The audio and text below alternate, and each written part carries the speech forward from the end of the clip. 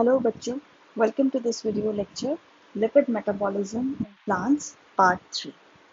Last lectures में हमने study किया था कि लिपिड का स्ट्रक्चर क्या होता है और वो सिंथेसाइज क्या होता है, कैसे होता है, उसके कंपोनेंट्स क्या क्या हैं और वो कैसे सिंथेसाइज होते हैं। अब पार्ट 3 में हम देखेंगे कि जो हमने लिपिड सिंथेसिस किया है, प्लांट्स ने जो लिपिड सिंथेसिस किया है, हमने जो स्टडी किया है, वो अब यूटिलाइज कैसे होगा।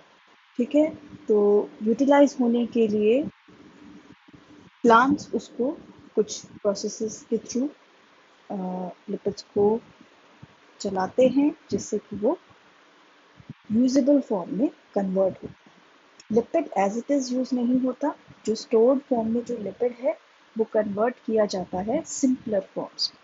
ठीक है, या फिर इसको एक सिंपल लैंग्वेज में कहा जाए तो उसका ब्रेक डाउन किया जाता है और it is broken down into small molecules। ठीक है, जो कि शुगर मॉलिक्यूल्स होंगे अल्टीमेट। तो स्टार्ट करते हैं सबसे पहले लिपिड ऑक्सीडेशन या ब्रेक डाउन ऑफ लिपिड्स।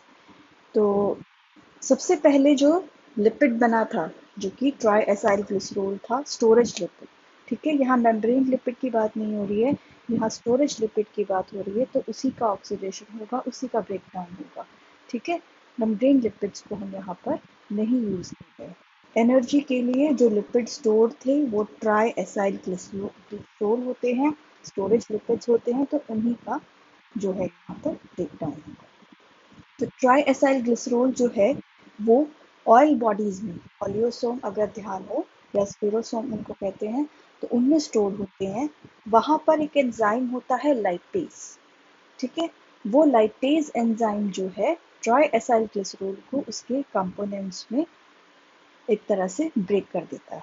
और उसके कंपोनेंट्स क्या क्या होते हैं, एक ग्लिसरॉल का मॉलिक्यूल और 3 फैटी एसिड्स। ठीक है, ये अलग अलग इस तरह से ब्रेक डाउन हो जाते हैं।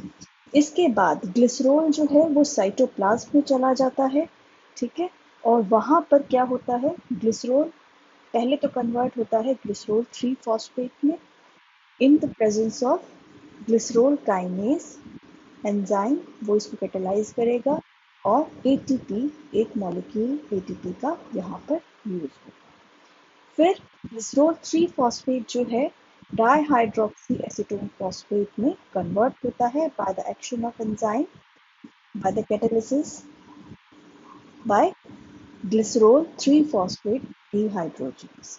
ठीक है, अब ये जो डाइहाइड्रोक्सी एसीटोन फॉस्फेट है ये या तो ग्लाइकोलिसिस में जा सकती है या ग्लूकोनियोजेनेसिस जो है उसमें जा सकती है।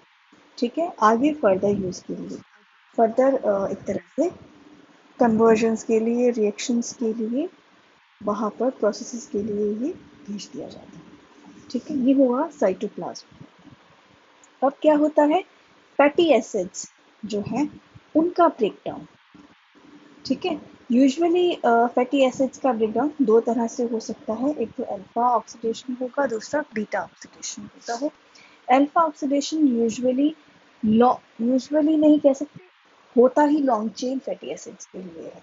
ठीक है, 13 से 18 कार्बन के जो फैटी एसिड्स होते हैं, कार्बन के कितने नंबर ऑफ कार्बन की लॉन्ग चेन होती है फैटी एसिड्स की, उनको शॉर्ट बनाने के लिए अल्फा ऑक्सीडेशन किया जाता है।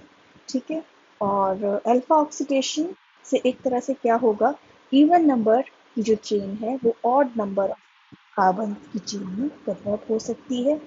ठीक है, और अब इसके दो स्टेप्स होते हैं अल्फा ऑक्सीडेशन के। सबसे पहले है ऑक्सीडेटिव डीकार्बोक्सिलेशन। ठीक है, इसमें होगा क्या, परऑक्साइड जो है उसकी प्रेजेंस में, हाइड्रोजन परऑक्साइड की प्रेजेंस में एंजाइम फैटी एसिड परऑक्सीडेज जो है वो फैटी एसिड को कन्वर्ट करता है एल्डिहाइड। ठीक है, इससे क्या होता है, जो अल्फा कार्बन होता है वो हमारे पास रिएक्शन के लिए आ जाता है। ठीक है, अब क्या होगा, सबसे पहले यहाँ पर देखो फैटी एसिड कैसा है, कार्बोक्सिलिक एसिड, कार्बोक्सिलिक ग्रुप है सबसे लास्ट में, सबसे एक्सट्रीम में। ठीक है। फिर अल्फा कार्बन है CH2, फिर बीटा कार्बन है CH2, फिर उसके बाद लॉन्ग चेन है पूरी फैटी एसिड की R से जो डिनोटेड है। अब यहाँ पर फैटी एसिड परऑक्सीडेज जो है वो कहाँ पर एक्ट करता है, कार्बोक्सिल जो ग्रुप है उसको रिमूव कर देगा और अल्फा कार्बन जो है वो टर्मिनल पोजीशन पे आ जाएगा। जो पहले अल्फा था वो टर्मिनल कार्बन बन जाएगा, एक कार्बन डाइऑक्साइड रिलीज हो जाएगा और एक वाटर मॉलिक्यूल रिलीज होगा यहाँ पर, और रिजल्टिंग हमारे पास एल्डिहाइड आ जाएगा। ठीक है। अब एल्डिहाइड जो है इट अंडरगोज ऑक्सीडेशन। ठीक है। वाटर होगा यहाँ पर utilise, and aldehyde dehydrogenase enzyme जो है वो जो है ऑक्सीडेशन करेगा अल्फा कार्बन। ठीक है। अब देख सकते हो एल्डिहाइड जो है उसका अल्फा कार्बन है, फिर बीटा कार्बन है, फिर CH2 एंड R है जो कि रेस्ट ऑफ द कार्बन्स हैं फैटी एसिड चेन के। और इससे हमको मिलेगा क्या, ऑक्सीडेशन हो रहा है, ठीक है, अल्फा कार्बन का, और यहाँ पर वाटर मॉलिक्यूल जो है वो ऐड होता है यहाँ पर, और हमारे पास रिजल्टिंग नया फैटी एसिड आ जाता है। अब अल्फा कार्बन के पास कार्बोक्सिल ग्रुप आ गया है, ठीक है, और नया फैटी एसिड बना है। बट इसमें और स्टार्टिंग वाले फैटी एसिड में क्या डिफरेंस है, इसमें एक कार्बन कम होगा। जो स्टार्टिंग वाला फैटी एसिड था उसमें जितने भी कार्बन थे उससे कम होगा एक, तो N-1। अगर फैटी एसिड स्टार्टिंग वाले में n नंबर ऑफ कार्बन्स थे, तो अब जो हमारे पास रिजल्टिंग फैटी एसिड है वो N-1 कार्बन का फैटी एसिड चुनेंगे। ठीक है। साथ में NADH जो है वो जनरेट होगा, तो ये होगा प्रोसेस अल्फा ऑक्सीडेशन। इसके बाद नेक्स्ट प्रोसेस आता है बीटा ऑक्सीडेशन, जो कि ग्लाइऑक्सिसोम में होता है। अल्फा ऑक्सीडेशन भी ग्लाइऑक्सिसोम में ही हो सकता है, और जो ग्लाइऑक्सिसोम है वो ओलियोसोम्स के बहुत पास में होते हैं, इनके बीच में ज़्यादा डिस्टेंस नहीं होता, ताकि जैसे ही ब्रेक डाउन हो ग्लिसरॉल एंड फैटी एसिड में, फैटी एसिड इजीली जो है मूव कर सके ग्लाइऑक्सिसोम। अब बात करते हैं फैटी एसिड का बीटा ऑक्सीडेशन। इसके लिए सबसे पहले फैटी एसिड को एक्टिवेट किया जाता है। ठीक है। थायोकाइनेज जो है मैग्नीशियम आयन की प्रेजेंस में, कोएंजाइम ए की प्रेजेंस में एंड एटीपी की प्रेजेंस में जो है फैटी एसिड को एक्टिवेट करता है, और वो फॉर्म क्या है, फैटी एसाइल कोएंजाइम। ये है एक्टिवेटेड फॉर्म जो आगे ऑक्सीडेशन के लिए प्रोसीड करेगी। ठीक है।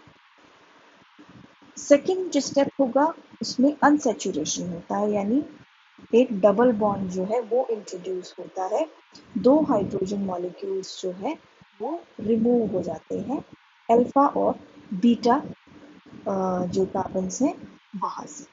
ठीक है। तो फैटी एसाइल कोएंजाइम ए जो हमारे पास एक्टिवेटेड बना था, वो एसाइल कोएंजाइम ए डिहाइड्रोजिनेज की प्रेजेंस में trans alpha beta unsaturated fatty acyl coenzyme A में कन्वर्ट हो जाएगा, एक डबल बॉन्ड इंट्रोड्यूस हो जाएगा, FAD यहाँ पर यूज होता है और कन्वर्ट हो जाता है FADH2। ठीक है। एक FADH2 जो है वो जनरेट होता है। थर्ड स्टेप में क्या होगा, जो trans alpha beta unsaturated fatty acyl coenzyme A बना था, वो इनोइल हाइड्रेज एंजाइम की प्रेजेंस में उसकी कैटालिसिस से कन्वर्ट हो जाएगा beta hydroxy acyl coenzyme A. ठीक है। वाटर जो है यहाँ पर यूज होगा, एक वाटर का मॉलिक्यूल। इसके बाद नेक्स्ट स्टेप होगा डिहाइड्रोजिनेशन का। Beta hydroxy acyl coenzyme A जो हमारे पास बना था, वो उसके ऊपर एक्ट करेगा enzyme beta hydroxy acyl coenzyme A dehydrogenase. ठीक है। और रिजल्टिंग हमारे पास यहाँ पर प्रोडक्ट आएगा beta keto fatty acyl coenzyme A. ठीक है। एंड एक NADH जनरेट होगा यहाँ पर और एक प्रोटॉन यहाँ पर रिलीज होगा। ठीक है, इसके बाद जो है लास्ट स्टेप आता है वो है थायोक्लास्टिक क्लीवेज। थायोक्लास्टिक क्लीवेज में alpha keto fatty acyl coenzyme A जो है उसके ऊपर एक्ट करता है enzyme beta keto acyl thiolase. ठीक है, कोएंजाइम ए यहाँ पर यूज होता है, एक यूटिलाइज होगा और रिजल्टिंग हमारे पास जो प्रोडक्ट्स मिलेंगे वो होंगे एक फैटी एसाइल कोएंजाइम ए प्लस एक एसिटाइल कोएंजाइम। ठीक है, फैटी एसाइल कोएंजाइम ए जो हमारे पास यहाँ मिलेगा वो फर्स्ट जो स्टार्टिंग वाला फैटी एसिड था उससे 2 कार्बन कम होगा N-2 fatty acid. First fatty acid जो था स्टार्टिंग वो अगर N नंबर ऑफ कार्बन थे उसमें, तो अब जो हमारे पास फिफ्थ स्टेप में कार्बन फैटी एसाइल कोएंजाइम में आया है उसमें N-2 नंबर ऑफ कार्बन। ठीक है, तो वो 2 कार्बन गए कहाँ, वो 2 कार्बन रिलीज हो जाते हैं एसिटाइल को एंजाइम के कंपाउंड। ठीक है, एसिटाइल को एंजाइम 2 कार्बन का कंपाउंड है और ये जो है अब आगे नेक्स्ट प्रोसेस में जाता है, नेक्स्ट पाथवे में ऐड होता है। वहाँ पर ये ऐड होने से ग्लूकोज की तरफ कन्वर्जन में प्रोसीड करता है और वो पाथवे है ग्लाइकोसिलेट साइकिल। ठीक है,